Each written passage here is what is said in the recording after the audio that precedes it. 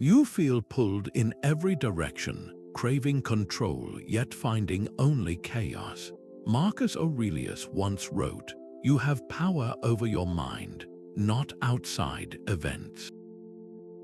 Realize this, and you will find strength. That ancient insight is your key to reclaiming your life. This is a guide to 25 unbreakable Stoic habits designed to forge unshakable discipline and profound emotional power. You will learn concrete, daily practices that transform philosophy into action, building a core of resilience no external storm can break. We will explore how to rewire your reactions, why embracing obstacles makes you stronger, and what it truly means to love your fate. What does a life of true inner strength look like to you? How do you typically start your day, rushed and reactive, or calm and prepared? The first moments after you wake set the tone for everything that follows. This is where our first unbreakable habit takes root, the morning contemplation. It is a deliberate practice of mental rehearsal, a quiet 5 minutes where you sit with the day ahead and align your mindset with virtue before the world makes its demands. This is not about anxious worry or crafting a perfect plan. It is about fortifying your inner citadel. Marcus Aurelius wrote in his Meditations, "When you wake up in the morning, tell yourself, the people I deal with today will be meddling, ungrateful, arrogant, dishonest, jealous, and surly." He did not write this to breed cynicism, but to foster understanding and patience. By reminding yourself of the nature of the people and tasks you will meet, you disarm their power to surprise and upset you. Your focus shifts entirely to the only thing you truly command, your own judgments and responses. Imagine you have a difficult meeting scheduled later today. In your morning contemplation, you do not fantasize about it going perfectly. Instead, you mentally walk through the scenario. You acknowledge that your colleague might be dismissive. You decide beforehand that your virtue, your character, will remain steady regardless of their tone. You resolve to listen patiently, to speak with clarity, and to act justly. You prepare your mind not for a specific outcome, but for your own noble conduct. The challenge itself becomes the training ground. So, what is one potential challenge you might face tomorrow? A difficult conversation, a tedious task, a moment of frustration. Now, consider this. How would stepping into that situation with a prepared, resilient mindset change your entire response? The Stoics believed that the unexamined life is not worth living, and they practiced this daily. As your day draws to a close, the second unbreakable habit begins, the evening review. This is not a time for harsh self-judgment or regret. It is a quiet, honest audit of your actions and thoughts, a tool for building discipline through unwavering self-awareness. You hold up a mirror to your day, not to punish yourself, but to learn and grow stronger. Seneca wrote to his friend Lucilius, "The spirit ought to be brought up for review daily." He recommended that you should call your mind to account each evening, asking, what bad habit have you checked today? What fault have you resisted? In what way are you better? The purpose is singular, to close the day with clarity and to wake up tomorrow with greater wisdom. Imagine someone ending their day and recalling a moment they snapped at a coworker. In their evening review, they do not simply label themselves as a bad person. They pause and ask the deeper questions. Was my anger justified? What part of that situation was truly within my control? Perhaps the coworker was rude, an external event they could not command. But their own reaction, their internal judgment, and the sharp words that followed, that was their own. They then consider how the 4 cardinal virtues could have guided a better response. Could I have shown more courage by speaking calmly instead of reacting with heat? Was my response just and fair to the other person? Did I exercise temperance and self-control? This reflective practice turns a simple mistake into a profound lesson. So, as you think back on your own day, recall one specific action you took. It might be a conversation, a decision, or a quiet thought. Now, hold it up against the Stoic standards of wisdom, courage, justice, and temperance. How did you measure up, and what single insight can you carry forward into tomorrow? At the heart of Stoic emotional power lies a simple, profound distinction.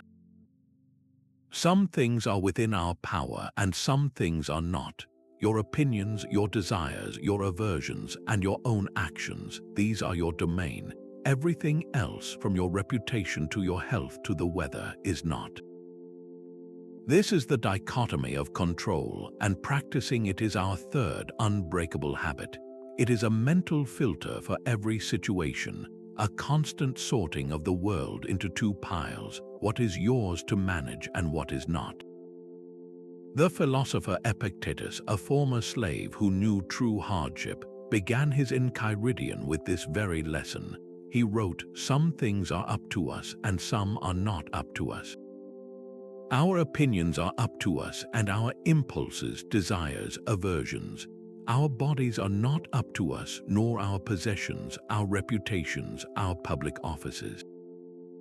When you confuse the two, when you invest your energy and emotional well-being in outcomes you cannot command, you invite frustration, anxiety, and a deep sense of powerlessness.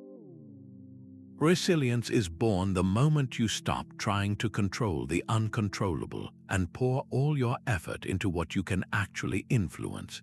Consider a morning commute. You have an important meeting and you are worried about being late because of traffic. The traffic itself, the accidents, the road closures, the actions of other drivers, these are entirely outside your control. Wasting mental energy on anger or anxiety about the traffic jam is a futile effort that drains your emotional power. What is within your control? You can choose to leave your home 15 minutes earlier. You can select a calming podcast or audiobook for the drive. You can use the time stuck in your car to practice patience, to observe your reactions without being ruled by them. Your focus shifts from the uncontrollable event to your controllable response, and in that shift you reclaim your peace. So, take a moment and think of 3 things causing you stress right now. Perhaps it is a project deadline, a personal relationship, or a financial concern. Now, create 2 columns in your mind. In the first, list every aspect that is truly within your control, your preparation, your communication, your daily efforts. In the second, place everything else, how others respond, market conditions, unforeseen events. This simple act of categorization is the first step toward dissolving that anxiety and redirecting your power where it truly matters. What if regularly imagining the worst could actually make you happier and stronger? This is the counterintuitive heart of our 4th unbreakable habit, negative visualization, or what the Stoics called premeditatio malorum. It is the deliberate practice of mentally rehearsing potential losses or hardships, not to invite fear but to disarm it. You are not practicing pessimism. You are building a profound appreciation for what you have right now and immunizing yourself against the shock of future adversity. It is a mental fire drill, preparing you for emergencies so you remain calm if one ever arrives. Seneca captured this perfectly when he urged us to contemplate exile, poverty, and even death. He wrote, "He robs present ills of their power who has perceived their coming beforehand." By facing these possibilities in your mind, you strip them of their terrifying novelty. You realize that these are not unspeakable evils, but simply part of the human condition, events that you have the inner strength to endure. Let us try a brief exercise. Think of a comfort you rely on every day, perhaps your smartphone, your car, or even the consistent electricity in your home. Now close your eyes for just a moment and vividly imagine it is gone. Your phone is shattered, your car will not start, the power is out for a week. Feel the initial jolt of frustration and loss, then push past that feeling. How would you adapt? You would find other ways to communicate, to travel, to cook your meals. You would discover resources within yourself you had forgotten. The comfort is convenient, but your ability to survive and even thrive without it is your true, unshakable power. This reflection does not leave you anxious. It leaves you with a deep, quiet gratitude for the phone that still works, the car that still runs, the lights that still turn on. So take one more moment. What is one comfort, one person, or one ability you often take for granted? Visualize your life without it, not with fear, but with the calm curiosity of a Stoic. Notice the immediate surge of thankfulness for its presence in your life right now. That feeling is the emotional anchor this habit builds, a resilience that no external circumstance can easily erode. The Stoics did not just endure fate, they learned to love it. This is the fifth unbreakable habit, cultivating Amor Fati, a love of your own fate. It is the radical practice of accepting everything that happens, not with passive resignation, but with an active embrace. You see every event, every so-called obstacle, as necessary and beneficial for your growth. The Roman Emperor Marcus Aurelius constantly reinforced this in his private writings, telling himself, "A blazing fire makes flame and brightness out of everything that is thrown into it." Your life is that fire, and every circumstance is fuel for your inner strength and virtue. This mindset transforms you from a victim of circumstance into the master of your response, finding opportunity where others only see opposition. The philosopher Friedrich Nietzsche, who was deeply influenced by Stoic thought, later captured this spirit perfectly with his own maxim, "My formula for greatness in a human being is Amor Fati," that one wants nothing to be different, not forward, not backward, not in all eternity. He spoke of loving fate, not merely bearing it. Consider the sting of a job rejection. The common reaction is dejection, a narrative of personal failure. But with Amor Fati, you reframe the entire event. This was not a door slamming shut, it was a necessary redirection. Perhaps that particular role would have stifled your creativity or overburdened you with stress. The rejection forces you to continue your search, potentially leading you to a position that aligns more deeply with your skills and values, a path you might have otherwise missed. The obstacle becomes the way forward, so bring to mind a recent setback you experienced, something that felt like a defeat. Now shift your perspective. Ask yourself two simple but powerful questions. What can I learn from this experience that makes me wiser or more resilient? And how does this event, however unwelcome it seemed, ultimately serve my long-term growth? The answers do not erase the difficulty, but they unlock the hidden value within it, turning the weight of misfortune into the wings of your progress. In that split second before you react, there is a space, and that space is where your power lies. This is the sixth unbreakable habit, choosing a mindful response over a reactive impulse. It is the disciplined practice of procession, of paying profound attention to your inner world so that you can insert a deliberate pause between a triggering event and your final action. You are not trying to eliminate emotion, but to prevent it from hijacking your reason. You create a moment of freedom where you can choose a response aligned with virtue, rather than being swept away by a raw, automatic feeling. The Stoic teacher Epictetus, who taught from a place of deep personal hardship, constantly pointed to this inner citadel. He said, "It is not events that disturb people, but their judgments about events." Your power resides not in stopping the critical comment or the frustrating delay, but in mastering the judgment you form about it in that crucial pause. Imagine you have just received a harshly worded email from a client criticizing your work. The reactive impulse is immediate, a hot surge of defensiveness and anger. Your heart pounds, your fingers itch to type a sharp, justifying reply. This is the automatic path, the one that often leads to regret and damaged relationships. Now imagine applying the mindful pause. You read the email, you feel the initial jolt, but you do not act. You close your laptop or put your phone down. You take 3 deep breaths. In that created space, you engage your reason. You ask stoic questions. Is this criticism entirely false? Is there a kernel of truth I can use to improve? Is my virtue of courage demonstrated by attacking back or by listening with an open mind? Your chosen response, sent an hour later, might be, "Thank you for your feedback. I appreciate you sharing your concerns. Let's schedule a call to discuss how we can improve this." The external event was identical, but your internal command post remained unbreached. So, think of one specific trigger in your own life, a situation that reliably pulls you into a reactive state. It might be a certain tone of voice from a family member, an unexpected demand at work, or being cut off in traffic. Now make a simple plan. The next time that trigger appears, your only job is to enact that pause. Breathe, count to 5, and create that space. In that quiet moment, you are not a passenger on a runaway emotional train. You are its calm, deliberate conductor. What if you chose to be uncomfortable on purpose? This is the heart of our 7th unbreakable habit, the practice of voluntary discomfort.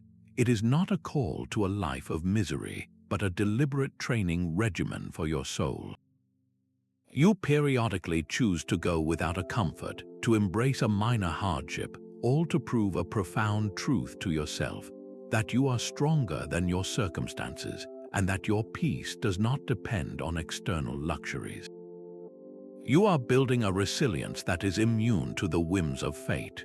The Roman teacher Musonius Rufus was a powerful advocate for this. He argued that practicing poverty is the only way to truly overcome the fear of it. He said, precisely by not practicing, we fear what we should not fear. We become terrified of discomfort because we constantly run from it, never testing our own capacity to endure. By voluntarily stepping into it, you transform the unknown into the familiar and fear into capability. Think of it as a fire drill for your character. You would not wait for a real fire to learn the escape route. Similarly, you do not wait for a genuine crisis to discover if you have inner strength. You conduct small, safe drills to build that strength now. This could be as simple as taking a cold shower instead of a warm one. The initial shock is real, but as you stand under the cold water and control your breath, you are not just getting clean.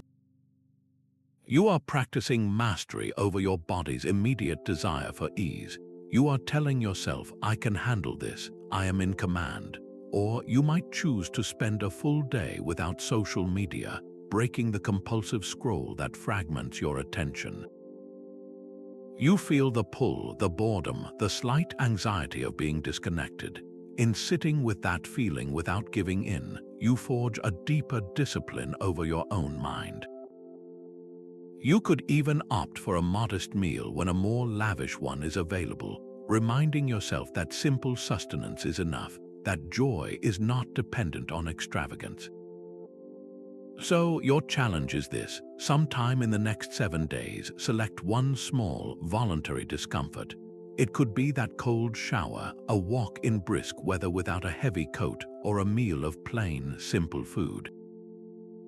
When you do it, pay close attention. Observe the initial resistance, and then observe the quiet confidence that emerges when you realize you are just fine. That confidence, born from a chosen challenge, is a piece of unbreakable discipline you carry into every unavoidable hardship life may bring. Take a moment to see your life from 1,000 feet in the air. The cars become ants, the buildings become tiny models, and the noisy streets fall into a hushed order. This is the 8th unbreakable habit, the view from above. It is a mental exercise in perspective, a deliberate zooming out to see your place in the vastness of the cosmos, reducing your daily worries to their true, manageable size. You are not ignoring your problems, you are viewing them from a position of immense strength and clarity. Marcus Aurelius constantly returned to this practice in his private moments, reminding himself of the fleeting nature of all things. He wrote, "Remember how long you have been putting this off, how many times you have received an extension from the gods and not used it.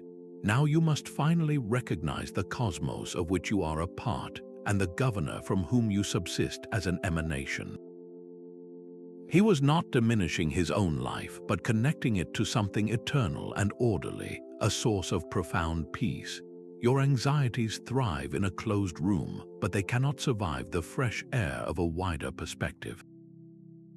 Let us try a brief exercise together. Bring to mind a current worry, perhaps a disagreement with a friend or a looming deadline. Now, imagine yourself 1 year from today.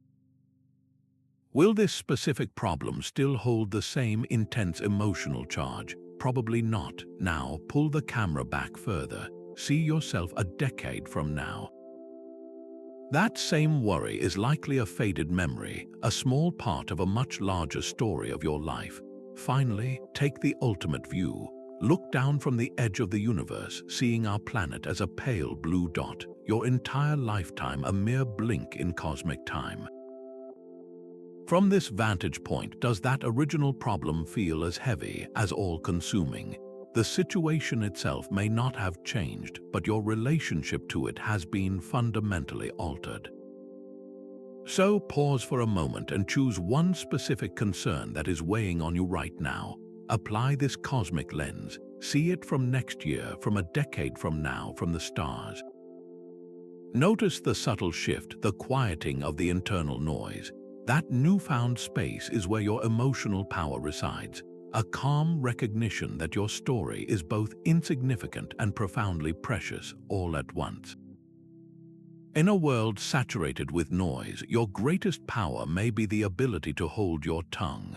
This 9th unbreakable habit is the practice of silence and restraint of speech. It is a discipline of conserving your inner energy, choosing to listen deeply and speak only when your words are necessary, true, and kind. This is not about becoming withdrawn or passive, but about becoming a person whose words carry weight because they are not wasted on trivialities or emotional pollution. Every word you do not say is energy preserved for clear thought and deliberate action. The Stoic philosopher Epictetus, who taught with a directness forged in slavery, placed immense importance on this practice. He offered a simple but severe test for conversation, saying, "Be silent for the most part, or if you speak, say only what is necessary and in a few words." He also warned that you cannot retain your composure if you entangle yourself in the messy affairs of others through gossip and complaint. Your speech is a leak in your inner citadel, and this habit is about sealing it shut. Imagine a typical day filled with opportunities to speak unnecessarily. A colleague starts gossiping about another coworker's personal life. The reactive impulse is to lean in, to add a comment, to feel that temporary sense of belonging that gossip falsely provides. But practicing restraint means you simply listen, offer a neutral response, and redirect the conversation to something productive, or you choose to walk away. You preserve your peace and your integrity, or consider the constant drip of minor complaints about the weather, the traffic, a slow computer.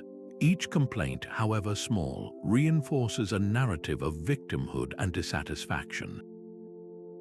By consciously refusing to voice these petty grievances for one full day, you rewire your brain to focus on acceptance and solution instead. Your challenge is to try this, to observe a voluntary hour of silence during your day, or to go an entire day without complaining. In that quiet, you will hear the clutter in your own mind begin to settle. So, think back to a conversation you had just yesterday. Play it over in your mind. How many of your words were truly essential? How many were spoken out of habit, a desire to fill the silence or to vent a fleeting emotion? That moment of honest reflection is where the discipline of a Stoic tongue begins. The Stoics kept a skull on their desk not to be morbid but to be alive. This 10th unbreakable habit, Memento Mori, is the practice of remembering your own mortality. It is not a dark fixation on the end, but a brilliant tool for illuminating the present. By holding the finite nature of your life in mind, you cut through the trivial and focus with fierce urgency on what is truly meaningful. You stop postponing your virtue and your purpose. Seneca wrote with stunning clarity on this, advising, "Let us prepare our minds as if we had come to the very end of life." Let us postpone nothing. He argued that we balance life's account every day, and death merely concludes the final entry. The reality of an ending is what gives your choices their weight and your time its precious value. Without this awareness, days slip into weeks and weeks into years, lost to procrastination and petty concerns. A simple, tangible reminder can anchor this practice in your daily life.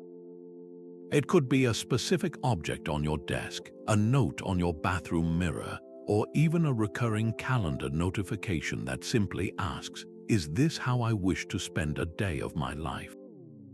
This is not meant to induce anxiety, but to provoke a profound realignment.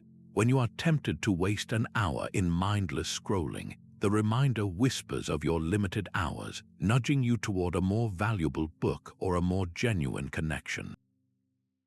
When you hesitate to start a difficult project or have a courageous conversation, the thought of a finite timeline pushes you from deliberation into action. So bring this truth close for a moment.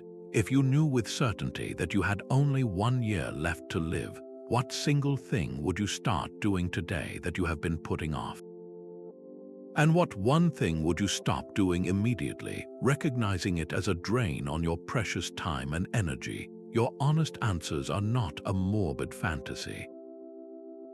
They are a clear map to the life you are meant to be living right now. Who do you choose to be, regardless of circumstances? Your answer to that question is the bedrock of Stoic discipline, the 11th unbreakable habit of defining your character and living in alignment with your chosen virtues. This is not about crafting a rigid set of rules for the world to follow, but about forging an internal constitution that guides your every action. You decide in advance the qualities of the person you will be, so that when chaos and temptation arrive, your path is already clear. The Stoics called this the pursuit of arete, or excellence of character, and it is your only true possession. The philosopher Epictetus, who began his life with nothing, taught that your character is the one thing no one can ever take from you. He asked his students, if you are told that someone is speaking ill of you, do not defend yourself against the accusations, but instead reply, "He must not know of my other faults, or he would not have mentioned only these." This is not false modesty, but a profound focus on the only project that matters, the continuous refinement of your own soul through the 4 cardinal virtues. Wisdom to see the world clearly and make sound judgments, courage to act rightly in the face of fear or difficulty, justice to treat every person with fairness and contribute to the common good, and temperance to exercise self-control and moderation in all things. A powerful way to put this into practice is to write a short, personal virtue statement. This is not a lengthy manifesto, but a clear declaration of your core identity.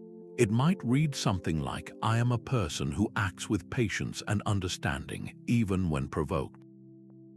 I meet challenges with courage and resourcefulness. I use my time and resources wisely.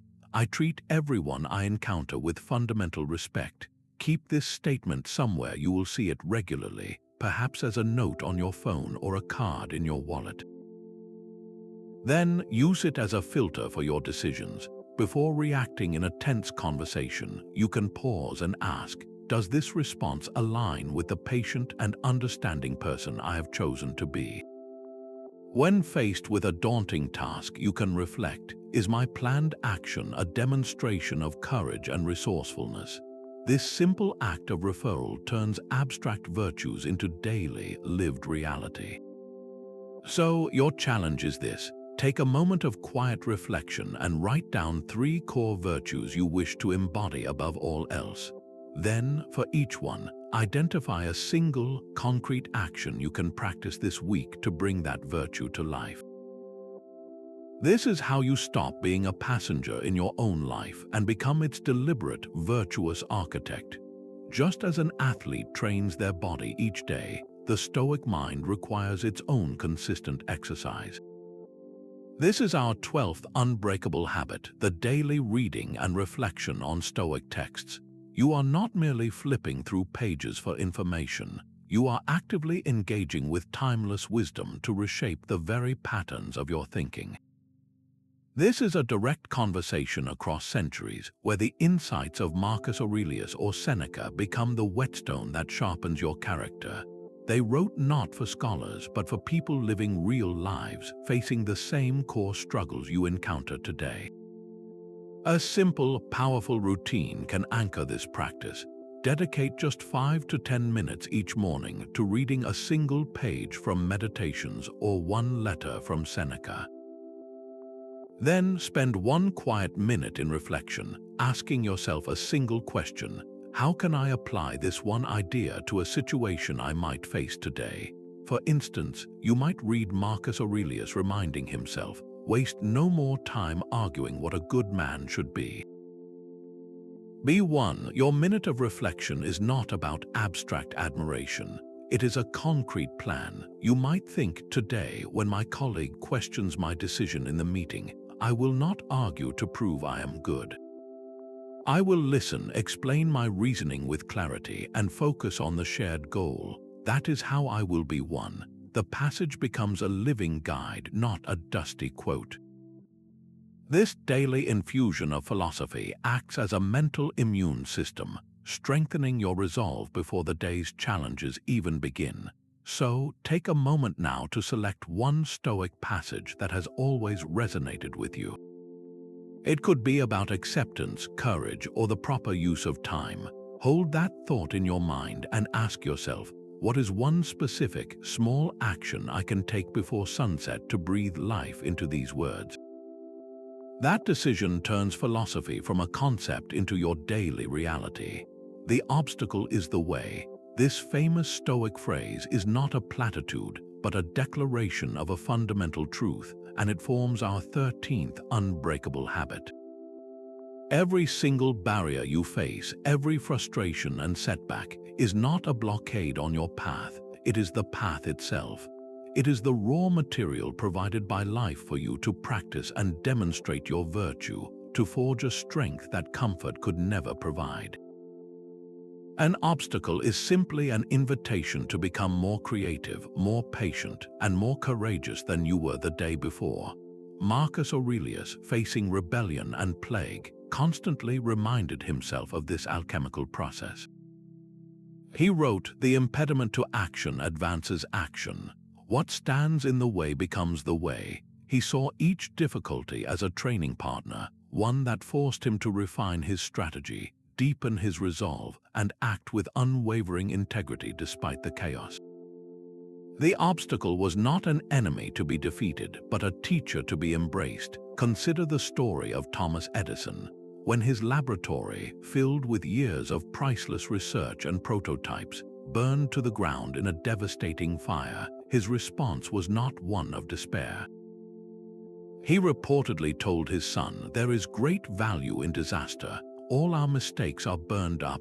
Thank God we can start anew." The very next day, he began rebuilding. The obstacle of total loss became the way to a cleaner, more efficient, and ultimately more successful new beginning. He could have given up, but he instead used the ashes as fertile ground for a fresh start. His character, his resilience, became the story, far outstripping the story of the fire itself. So, bring to mind one specific obstacle you are grappling with right now. It might be a financial strain, a creative block, or a personal conflict. Now, look directly at it and ask, what 3 potential gifts does this challenge contain? Perhaps the financial strain is forcing you to discover a new level of resourcefulness you never knew you had. The creative block is teaching you the patience required for true inspiration to strike. The personal conflict is offering you a chance to practice profound empathy and communication. By listing these hidden opportunities, you perform a profound act of reframing. You stop seeing a wall and start seeing a doorway. While others complain, the Stoic practices gratitude, a superpower for emotional stability. This 14th unbreakable habit is not a passive feeling, but a systematic and disciplined practice of acknowledging the good, both monumental and mundane. It is the conscious act of turning your attention to the countless gifts you already possess, thereby starving the impulse of endless wanting that breeds discontent. The Stoic does not see gratitude as separate from their philosophy, but as the natural result of it. When you truly believe that everything the universe provides, including every obstacle, is a necessary part of your growth, then thankfulness becomes your default state. The philosopher Epictetus, who owned almost nothing, pointed to this profound shift in perspective. He advised, "He is a wise man who does not grieve for the things which he has not, but rejoices for those which he has." This is the core of the practice, rejoicing in what is present, not lamenting what is absent. It is a direct challenge to the human tendency to focus on the single missing piece while ignoring the complete and beautiful puzzle already laid out before you. A powerful way to embed this into your daily life is through a simple gratitude journal. This is not about writing lengthy, poetic entries. It is a focused, 1-minute exercise each evening where you list 3 specific things you are grateful for from that day. The discipline lies in moving beyond the obvious. Do not simply write family or health. Dig deeper, be specific. I am grateful for the warmth of the sun on my face during my walk. I am grateful for the clean, cold water I drank when I was thirsty. I am grateful for the ability to hear my favorite song and the feeling of peace it brought me. By naming these often overlooked details, you are training your brain to scan for good, to notice the countless small miracles that fill an ordinary day. This systematic practice rewires your perception, building a foundation of contentment that external circumstances cannot easily shake. So, take a quiet moment right now. Without moving, without waiting, mentally list 3 specific things you are grateful for in this very instant. Perhaps it is the chair supporting you, the air filling your lungs, or the simple fact that you have the capacity to learn and grow. For each one, ask yourself, why does this truly matter to me? That immediate, felt sense of appreciation is the quiet engine of your emotional power. Stoic discipline is not about getting everything you want, but genuinely wanting what you already have. This 15th unbreakable habit, limiting desires and aversions, is a conscious pruning of the emotional vines that choke your inner peace. When you crave a specific outcome, a promotion, a certain level of wealth, constant praise, you hand over your happiness to forces you cannot control. Similarly, when you are deeply averse to discomfort, criticism, or boredom, you live in constant flight from the very texture of human life. Freedom is found not in satisfying every desire, but in moderating the desire itself. The philosopher Epictetus began his entire manual for life with this precise lesson, stating that our desires and aversions are within our power, but failing to manage them correctly is the source of all our turmoil. He knew that an unchecked want is a chain, and a fierce aversion is a prison of your own making. Consider the simple, daily desire for social validation. You post a picture or share an idea online, and you feel that subtle pull to check for likes and positive comments. That desire, if left unchallenged, dictates your emotional state.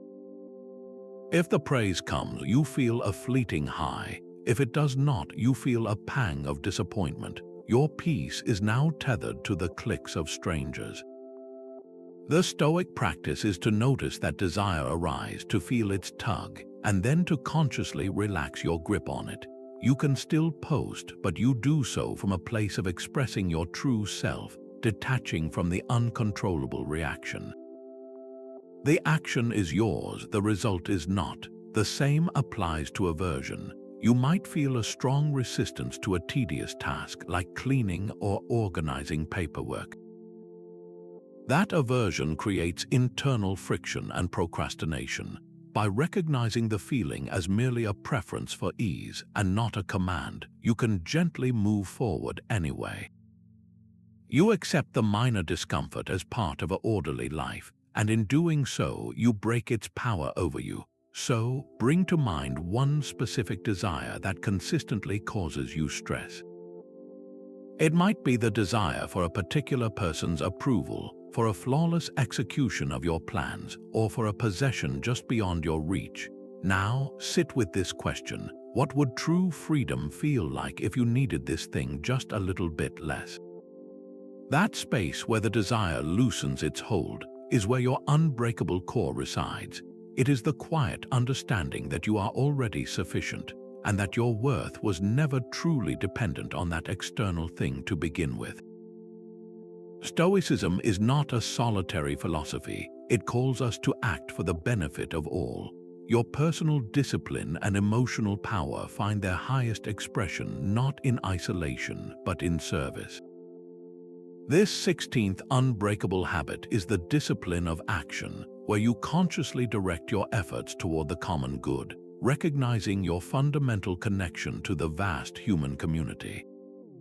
Virtue is inherently social, and justice is a muscle you strengthen with every act of kindness, every moment of fairness. You build your character by contributing to the world around you, seeing others not as obstacles to your peace, but as the very reason for it. Marcus Aurelius, while leading an empire, constantly reminded himself of this interconnected duty. He wrote, "What brings no benefit to the hive brings none to the bee." Your life is inextricably linked to the hive of humanity, and your actions, however small, ripple outward. True strength is measured not by what you accumulate for yourself, but by what you generously give away. The practice is simple but profound, performing small, daily acts of service with no expectation of reward or even recognition. This is the discipline to do good because it is right, because it aligns with your nature as a social being, not because you are waiting for a thank you. It could be holding a door open for someone whose hands are full, offering a genuine compliment to a coworker who seems weary, or quietly helping a neighbor with a difficult task. The key is to perform the action and then let it go, your reward being the knowledge that you acted in accordance with virtue. This transforms kindness from a random occurrence into a deliberate practice of character building.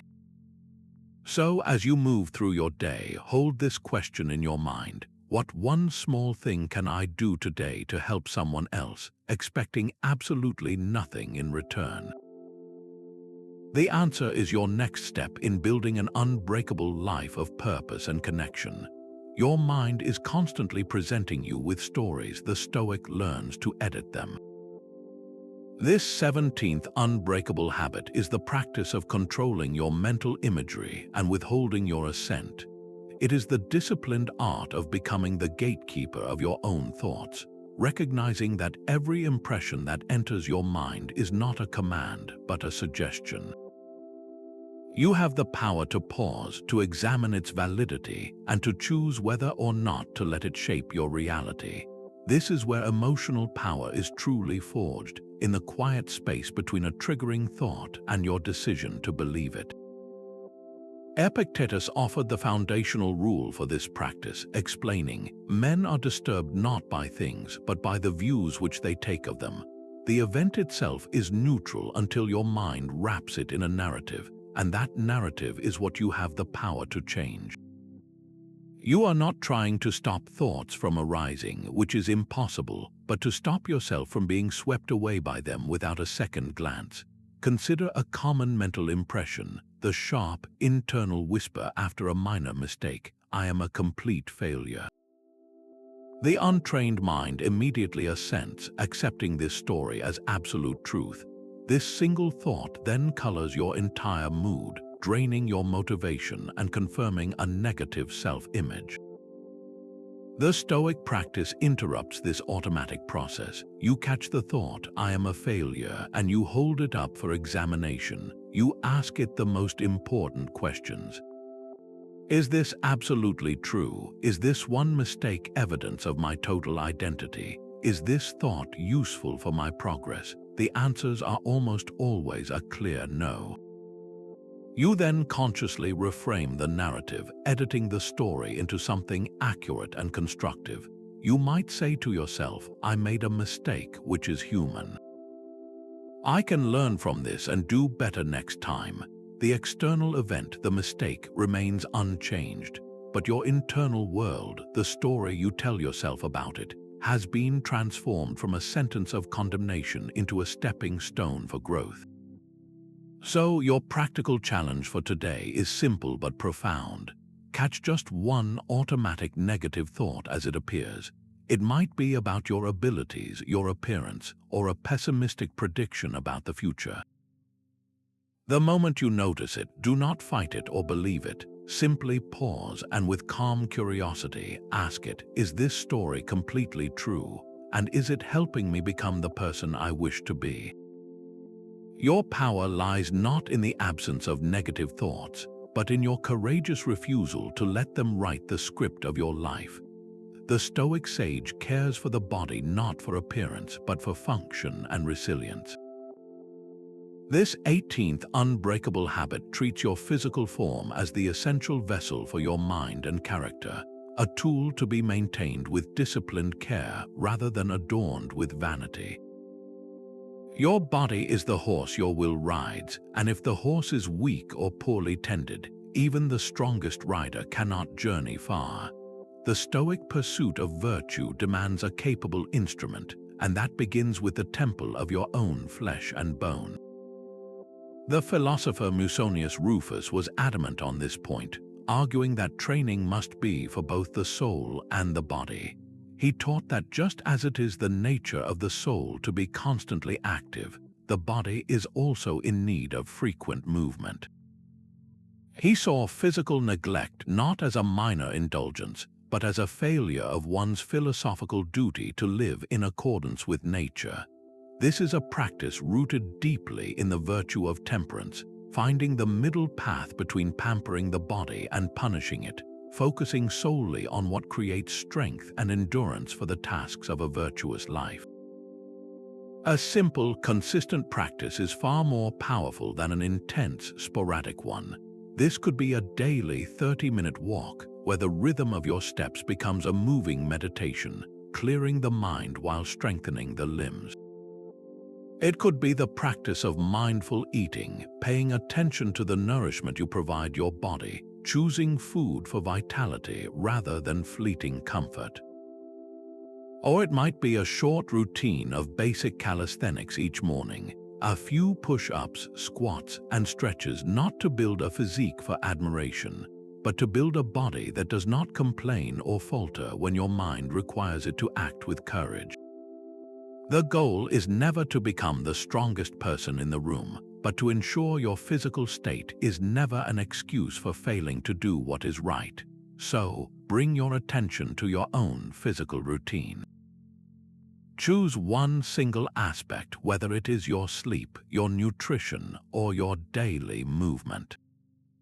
Ask yourself this: how could I adjust this one thing, even slightly, not to look better, but to build a more resilient and dependable vessel for the unbreakable mind I am forging? What if you could be completely unaffected by what others think of you? This is the liberating promise of our 19th unbreakable habit, practicing indifference to external praise and blame. Your self-worth is not a fluctuating stock price determined by the opinions of the crowd, but a stable foundation built upon your own virtuous actions.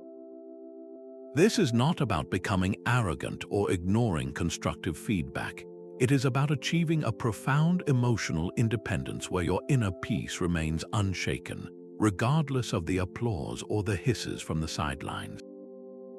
The Stoic teacher Epictetus drew a clear line in the sand regarding this very point. He asked his students, if anyone tells you that a certain person speaks ill of you, do not make excuses about what is said, but answer, he was ignorant of my other faults, else he would not have mentioned these alone. This is not a witty retort to be used in conversation, but a private mental shift. It redirects your focus from defending your reputation to the only project that matters, the continuous improvement of your own character. When you are elated by praise, you hand a stranger the key to your happiness. When you are crushed by blame, you grant them the power to devastate you. In both cases, you have outsourced your self-esteem to forces entirely outside your command. A powerful exercise to cultivate this internal anchor is to perform a small, good deed in complete secrecy, solely for its own sake. This could be as simple as leaving a generous tip for a harried server without anyone at your table noticing, or anonymously helping a neighbor with a chore when you know they will not find out. The entire value of the action rests in your own knowledge that you acted with kindness and justice. There is no social reward, no pat on the back, no external validation to inflate your ego. You experience the pure, quiet satisfaction of virtue being its own reward. This practice severs the unconscious link we often have between doing good and receiving recognition, proving to yourself that your worth was never dependent on it in the first place. So, bring to mind a recent moment where you were either overly pleased by someone's praise or deeply stung by their criticism. Replay that scene, but this time watch it through a Stoic lens. Separate the external event, the words they spoke, from your internal judgment about what those words meant.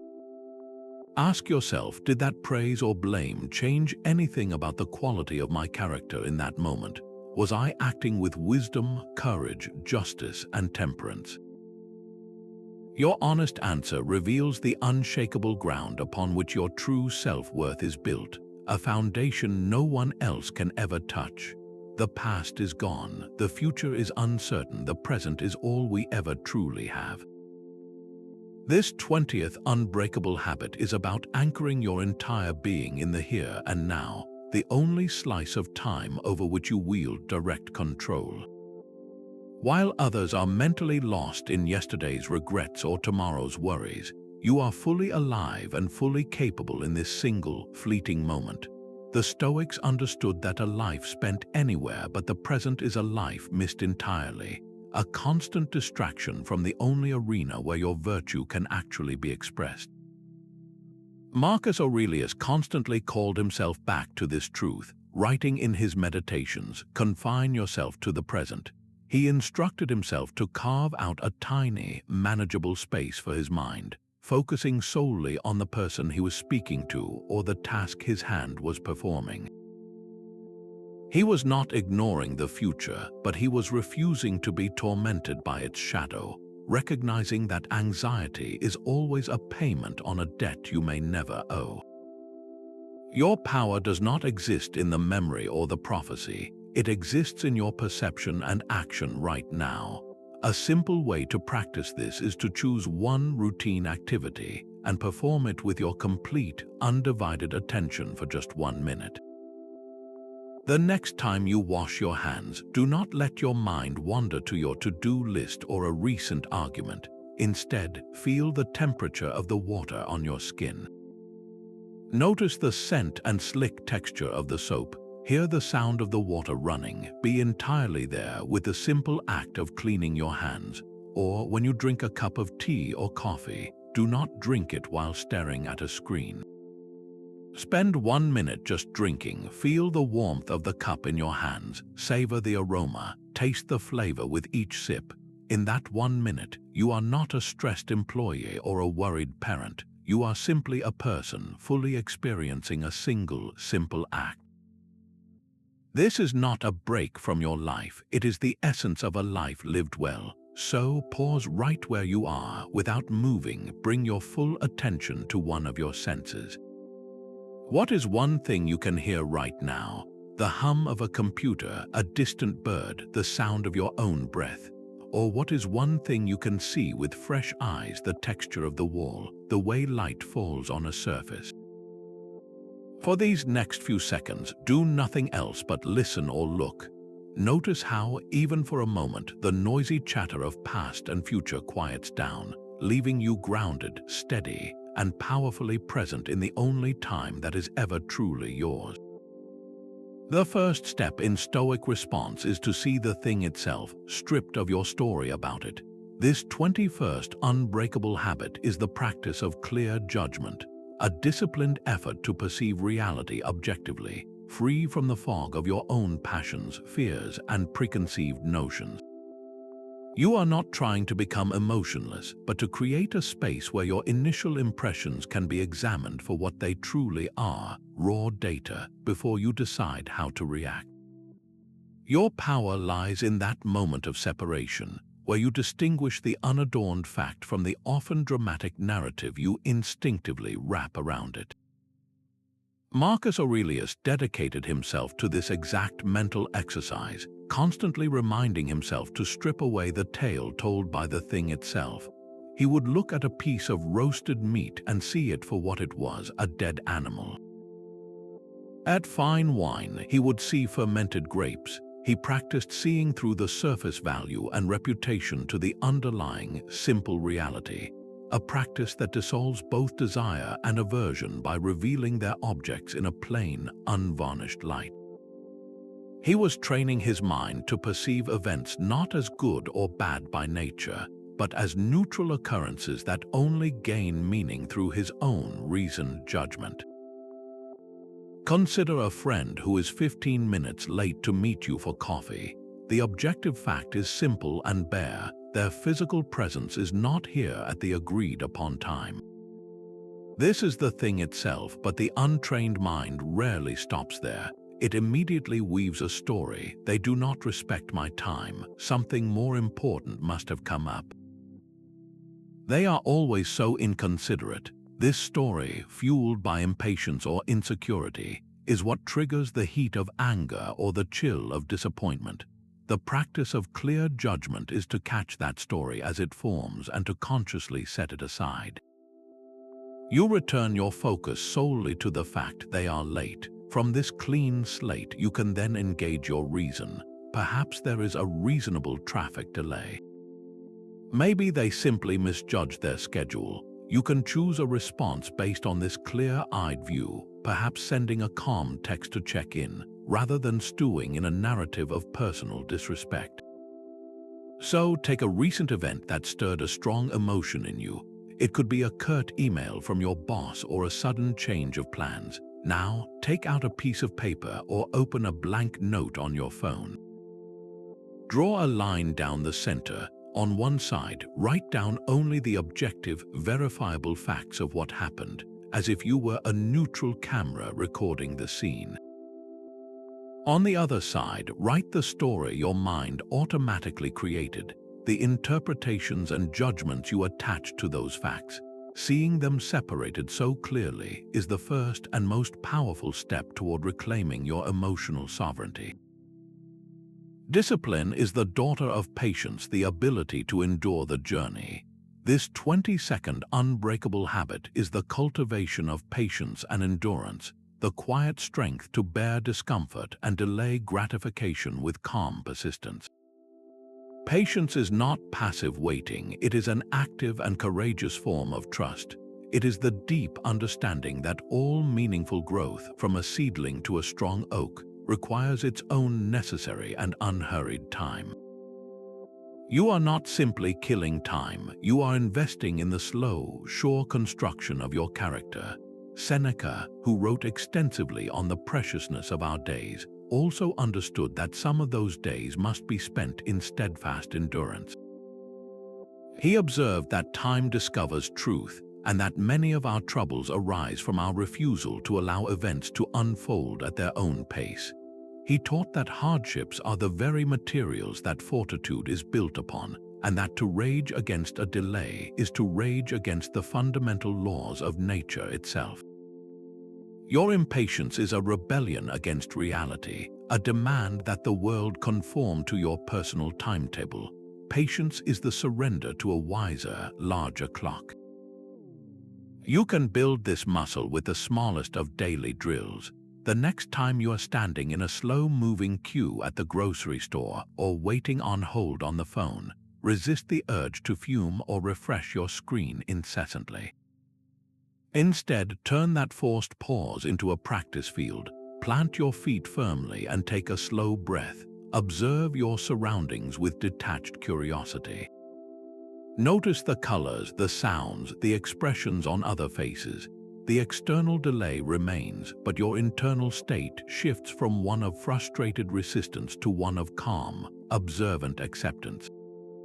In that moment, you are not being delayed, you are practicing the virtue of endurance. So, bring to mind one specific area of your life where impatience consistently flares. Is it in your career progress, a personal skill you are learning, or perhaps the pace of a relationship? Now, look directly at that source of frustration and ask, what single virtue, whether it is perseverance, trust, or humility, could I actively practice in the middle of this waiting? Your answer transforms the empty space of waiting into the fertile ground for your growth. When someone wrongs you, the Stoic first asks, what did they believe to be true? This 23rd unbreakable habit, the practice of sympathy and understanding, is a profound shift from personal offense to philosophical insight. You are not excusing harmful behavior, but you are disarming its power to disturb your peace by seeking the root cause. Anger and judgment are almost always born from a story we tell ourselves about another person's malicious intent. This habit dissolves that story by replacing it with a simple, humbling truth. People act according to their own limited understanding, their own tangled web of fears and desires, just as you do. Your emotional power grows not by building higher walls, but by widening the circle of your understanding. Marcus Aurelius constantly reminded himself of this shared human condition in the privacy of his thoughts. He wrote, when people injure you, ask yourself what good or harm they thought would come of it. If you understand that, you will feel sympathy rather than outrage or anger.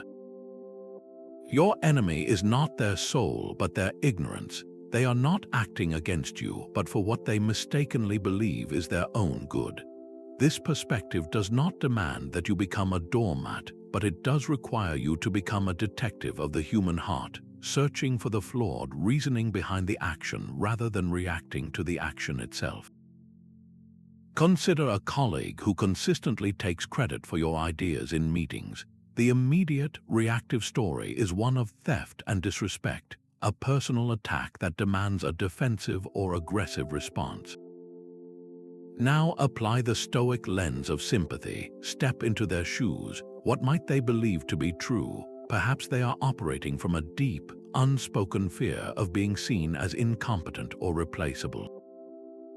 Maybe they are under immense pressure from their own superiors and are desperately grasping for any semblance of control and validation.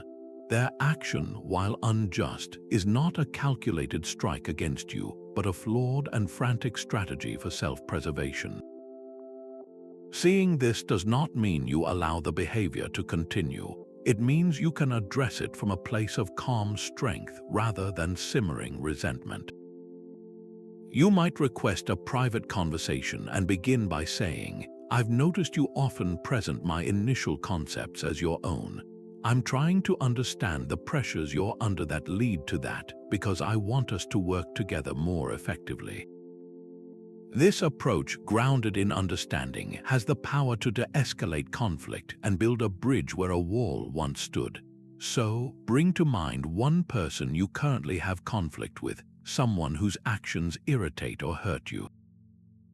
Now, set aside your own narrative for a moment. Can you articulate, even to yourself, one or two possible fears, misunderstandings, or pressures that might be driving their behavior? This single act of mental empathy does not absolve them of responsibility, but it absolutely liberates you from the prison of your own anger.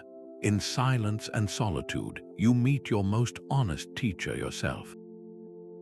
This 24th unbreakable habit is the deliberate practice of regular solitude and self-conversation, carving out sacred moments away from the crowd to converse with your own soul and reinforce the principles you are building. It is in these quiet spaces that philosophy shifts from abstract knowledge to lived conviction, where you digest the events of your life and align your actions with your deepest values, free from the static of external opinions.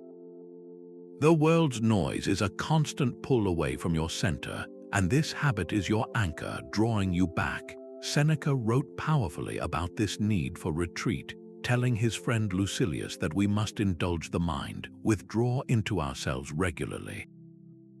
For him, this was not an escape from duty, but the very source of strength required to fulfill it. He observed that a mind never distracted by outside influences becomes powerful, gathering its resources and locking itself away as if in a sacred inner sanctum. This is where you become the unwavering architect of your own character. A practical way to begin is to schedule a weekly solitude hour. This is not merely being alone with your phone or a streaming service, but a period of intentional disconnection. You might take a long walk in a park without headphones, allowing your thoughts to wander and coalesce without a predetermined destination. Or you could sit with a journal and simply write, not to produce a masterpiece, but to untangle the knots in your thinking through a dialogue with yourself on the page. Ask yourself the same questions a Stoic mentor might pose. How did I live up to my virtues this week? Where did I give my power away to external things? What is one fear I can release by seeing it clearly? This self-conversation is not about self-criticism, but about self-discovery and gentle realignment. Your challenge is to schedule just 30 minutes of this purposeful solitude sometime in the next 7 days. Go for that quiet walk or sit in a room with only your thoughts. Notice the initial restlessness, the mind's craving for distraction, and then observe as it gradually settles.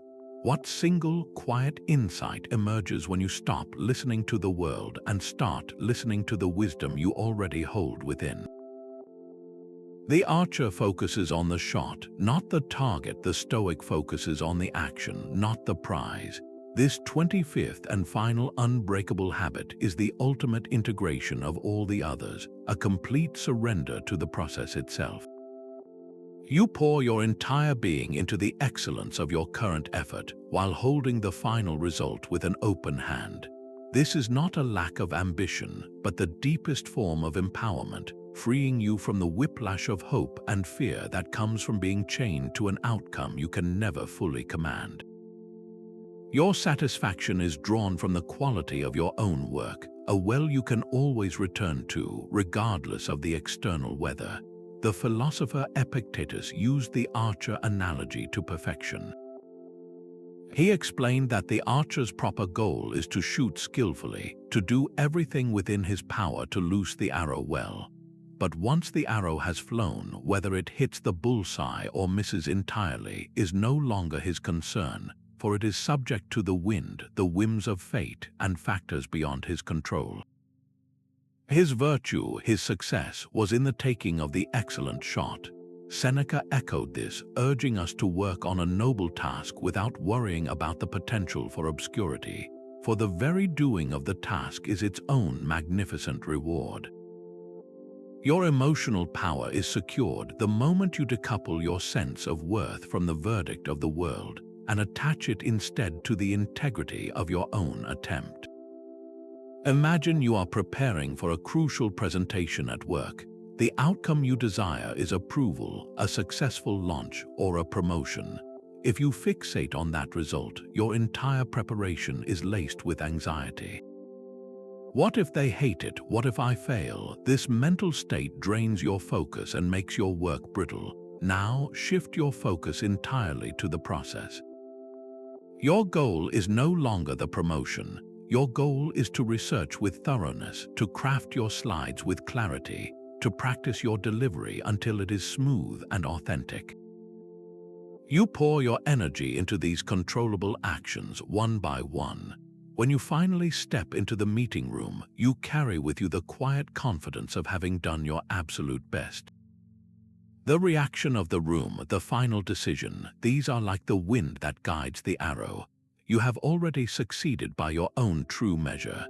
So, choose one significant goal you are working toward right now. It could be a fitness target, a creative project, or a personal milestone. Now, take a piece of paper and draw a line down the center. On the left, write the desired outcome, the finish line you cannot fully control. On the right, list every single, specific, controllable action that constitutes the process, the daily practices, the focused efforts, the consistent steps.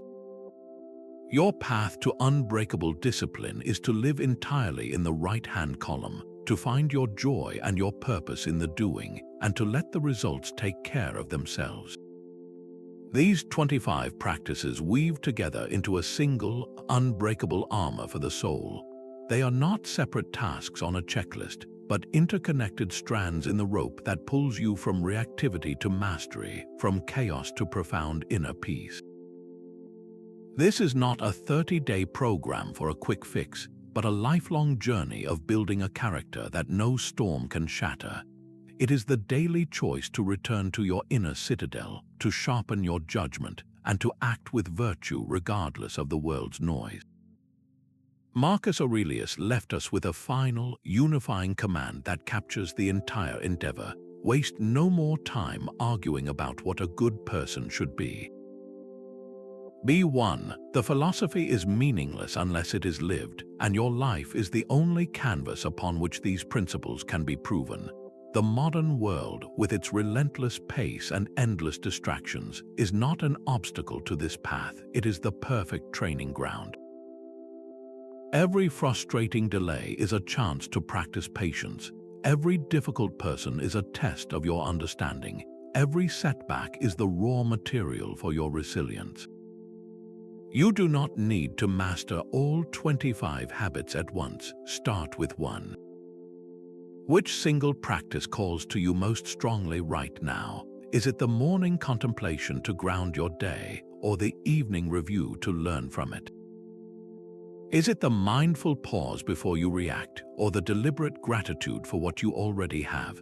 Share that first step in the comments below and join a community of others building their own unbreakable lives. Your journey toward discipline and emotional power begins not tomorrow, but with the very